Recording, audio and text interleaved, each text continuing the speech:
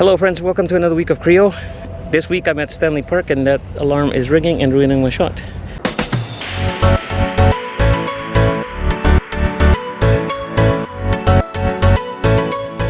Hello friends and welcome to another week of Creo. Today I'm at Stanley Park, downtown Vancouver, and we're talking about the garden. So when the Bible's talking about parks in the Bible, it was a little bit different than what we think of parks. It wasn't a big open area like Stanley, like where I am right now. It wasn't even a farm or a place where they grew fruit, although there were fruit trees there, and the humans were free to eat from all of them. The garden that we were talking about, to the ancient Israelites and to the people of the Bible, would have meant a place of worship, a special place where they would have set up something like this. A statue.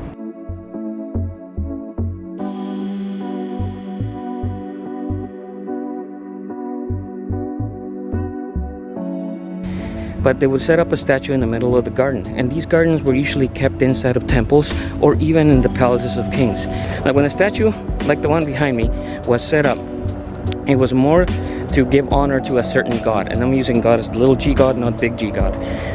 So they used to set up these things inside of these gardens as a way to honor the god. Amazingly enough, that's where you actually went to worship for a while. Here's the neat thing about where God set up his dwelling place. You notice that in the scriptures you can actually take a look, and he did not actually build a palace. He didn't build a massive temple, and he did not build a huge cathedral to himself. Instead, he decided to build a garden. So inside these gardens, they would set up a statue or an idol. Now this could have been made out of wood, or it would have been made out of stone, or sometimes precious stones. It really depended on how rich the nation was or the king was that wanted to honor, and how much they wanted to offer this god. Now the neat thing that we can learn from this thing is you have to change the mentality of what the Garden of Eden used to be like. It was not supposed to be just a place where people do hang out and lounge. It was supposed to be the meeting place with God. This is where God lived. He lived with Adam and Eve. He lived with the first humans. One of the most amazing things that God ever did for us was not to set up a statue or a building to himself in the middle of the garden. He could have done something like that, he basically made the universe, so why couldn't he have built himself a massive, awesome looking palace, or even set up a place up high in a mountain where we had to go visit him? That wasn't God's intent. He wanted to live with us. He wanted to be in the same place where we were all the time. He didn't want to be separated from man. As a matter of fact, he made us into his image with a purpose. Remember that I told you that a long time ago they used to set up statues and carvings of the gods that some humans praised at that time. It was a sort of honor inside of a garden, much like Stanley.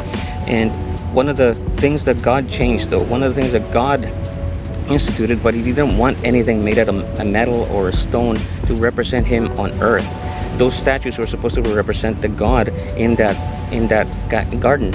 But God didn't want that. He didn't want just a piece of a material to be his representative. Instead, he chose to use us. He made us in something that we call in theologian circles imago Dei, the image of God. The very person of God was actually placed in us. Is the reason he breathed his spirit into us. We are the only creation, the only thing in the universe who has had the breath of God breathed into us. Everything else has life because God gave it life, but us, it was a little different. We were made for a specific purpose. We were made and created to be the image of God on earth, to be his representatives on earth from the beginning, to show his authority and power and mercy from the very start. And that's amazing, because God did not want an inanimate object being used for anybody to worship him. He wanted us to have a relationship with him.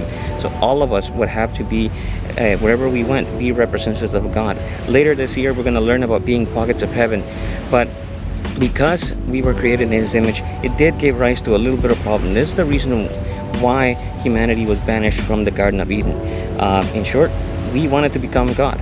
Now we're going to learn about what that means next week when we talk about being banished from the garden. Thanks for listening, guys. Have an awesome time on your cruise. We will see you next week.